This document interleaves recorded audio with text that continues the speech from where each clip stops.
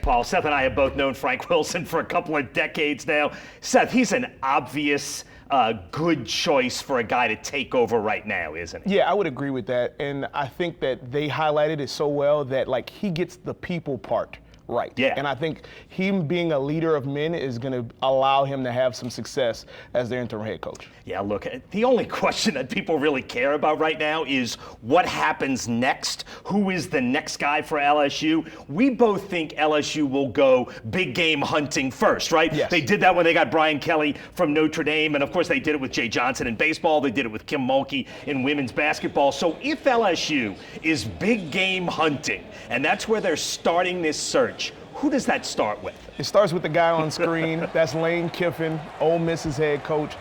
Lane has been around the SEC for a long time. His offense has been really successful, and he has the Rebels right now number 7 in the country.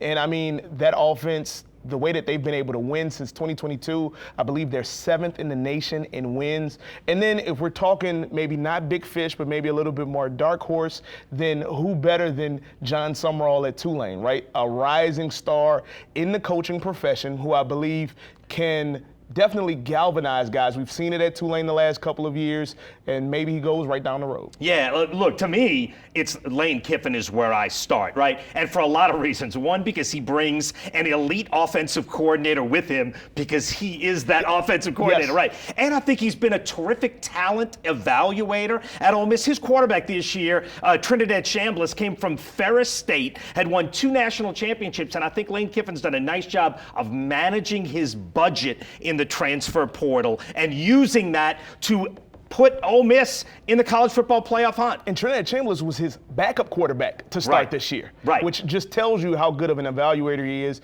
at the quarterback position, which is really important in college football. Well, look, he's my guy. If I start somewhere and say, who's my guy where you start with, you're shooting for the moon, who's the guy? It's him. Who's your guy? I would say it's him. Dan Lanning at Oregon also would be a really interesting name. Yeah, those are both good. And I think that is where we start with LSU. And then if those don't work, then you move down the list.